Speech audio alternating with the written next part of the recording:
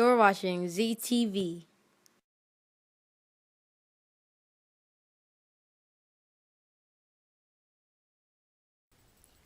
Hello, dear ones, and welcome to ZTV. I'm Z. I hope you're having a fantastic day. Today, I want to talk to you about my book. It is called Praying While You're Waiting for Him, and there's also Praying While You're Waiting for Her for the men. Birthing a spirit of excellence in your husband to be or in your wife to be, depending on which one you get.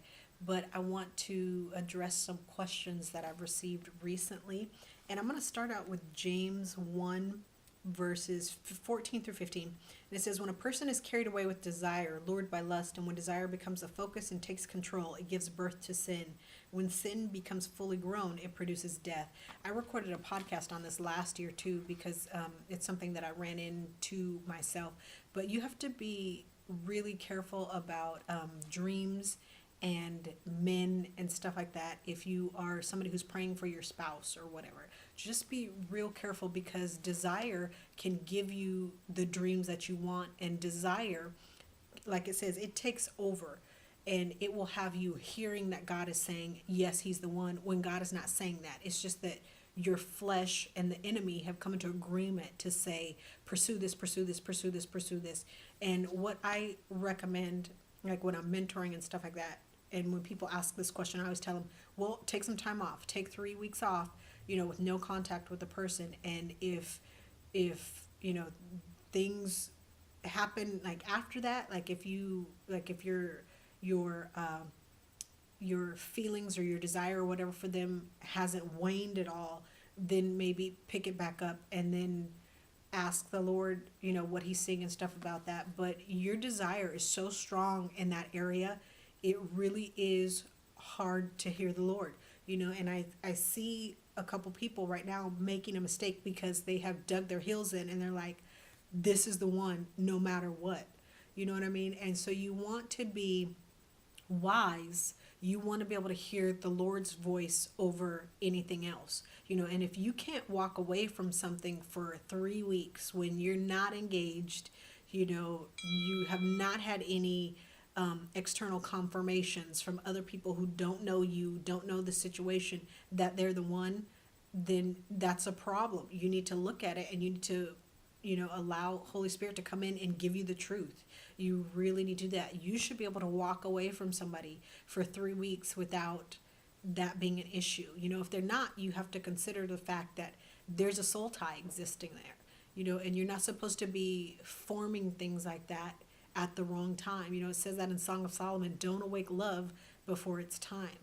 The problem with your flesh and your desire is that it takes over and you don't have the wisdom to say, okay, I'm no longer hearing the Lord. I'm just hearing what I want to hear at this point. And I've made my desire be what's coming out of God's voice. You're going to end up in trouble in situations like that. So just be wise and don't rush. Take your time. There's nothing wrong. Like if you step away and yet you lose them, that's telling you something, right? That's telling you that they're not the one. If you step away for a season and they come back, even if it's a year later, that's fine. The Lord, may have put that into play for a reason. But you should be able to step away for a time without any contact so that you can make sure that you're hearing the Lord. The Lord will specifically say, don't fight this. I'm doing this to you. He's very specific. When you can hear his voice, he's not going to beat around the bush with you. He's not going to give you a parable. He's not going to give you a metaphor, an analogy. He will tell you very specifically. So listen to him and do what's right and get some outside counsel. Don't try to follow along in this on your own. People make tons of mistakes when they want to go rogue and don't want to get counsel from outside sources. If you want to do this right, which is why you're spending time praying about it in the first place, you want to be sure that it's the voice of Holy Spirit coming through and not desire. Desire is strong. It's not something that you can necessarily discern on your own. You have to have somebody else telling you, okay, well, look, this is what the situation is. And then you need to be able to receive that information, not get offended and cut off contact with them just because, the Holy Spirit's trying to convict you and trying to put you on the right path, but it's not exactly what you want to hear. Do you want his best, or do you want to, try to stuff a square into a round hole, you know?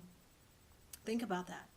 All right. And like I said, I do have this book. It will help you. It's one of those things where it takes you it takes your flesh out of the equation and submits it to the Lord. And when you do that, it's going to be blessed. Okay.